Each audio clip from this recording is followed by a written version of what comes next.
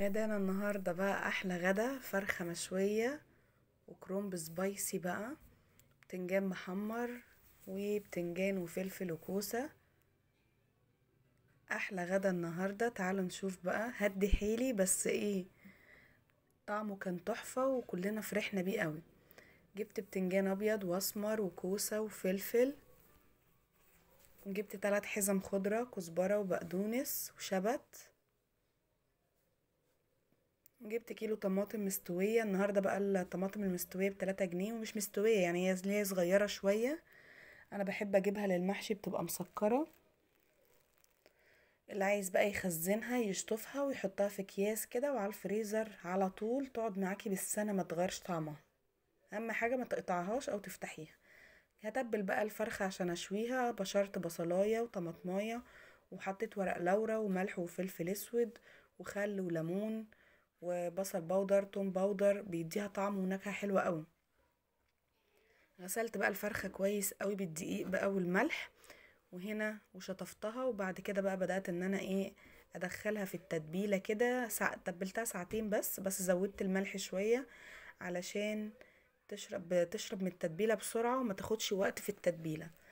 وجبت بقى حلة هنا وابشر فيها بصلاية كبيرة كده عشان التسبيكة، لقيتها قليلة ورحت جايبة بصلاية تانية وبشرتها معاها. انا بشرها كده احسن من اقطعها بقى، والبصل يبقى باين في الاكل جامد. ضربت كده شفشق طماطم بفلفلاية حمراء الوان وفلفلاية رومي.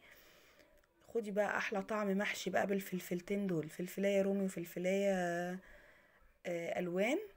حطيت بقى كده المية غليت بتاعة الكرنب، فيها ملح وفلفل، ملح وكمون. هنا بقى كان النور قطع بس برضو كنت بصور. قورت راس الكرنباية ورحت نازلة بيها على وشها في المية اللي بتغلي بالملح والكمون. بصوا بقى بدأت ان انا اطلعها كده، الكرنباية خضرة بقى كده، تحسي ان انتي بتاكلي ورق عنب مش كرنب. كرنباية زي العسل. الكرنب اليومين دول جامد قوي في التخزين.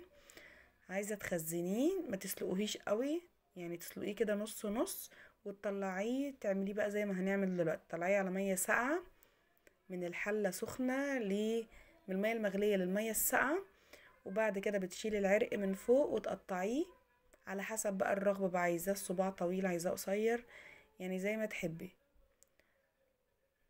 بس هنطلعه وننزله على المية بقى. وهنا بقى فضيت البتنجان الابيض والعروس والفلفل والكوسة، وقلت بقى عقبال ما اقور البتنجان احط الفرخة على الشواية تتشوي، علشان بتاخد وقت. طبعا انا بشوي على البوتاجاز من فوق، احلى ريحة وطعم بقى، مع انها بتبهدل المطبخ بس كل حاجة تهون قصاد الطعم بتاعها. ما شاء الله بتبقى طعمها زي العسل.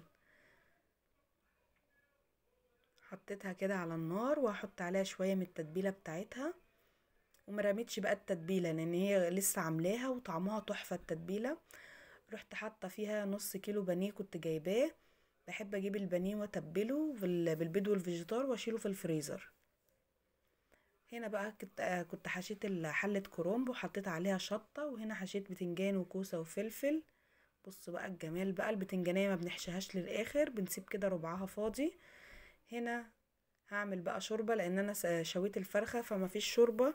حطيت ماجي وفلفل اسود وبصل باودر وتوم باودر وملح، ورق لورا، وقلبين ماجي، وعملت احلى شوربة. ورحت نازلة عليهم ب3 معالق صلصة، كنت سايباهم من التسبيكة علشان المحشي يطلع معايا احمر وتحفة زي ما انتوا شايفين كده. بصوا الجمال بقى، بصوا البخار بقى في السقعة دي، احنا محتاجين شوية البخار في السقعة دي. عمالة اهوي عشان اوريكم. هنا بقى احنا بنحب البتنجان محمر، لو ما جربتوش قبل كده جربيه هيعجبك قوي. لو بتحب الممبار طعمه قريب قوي من الممبار.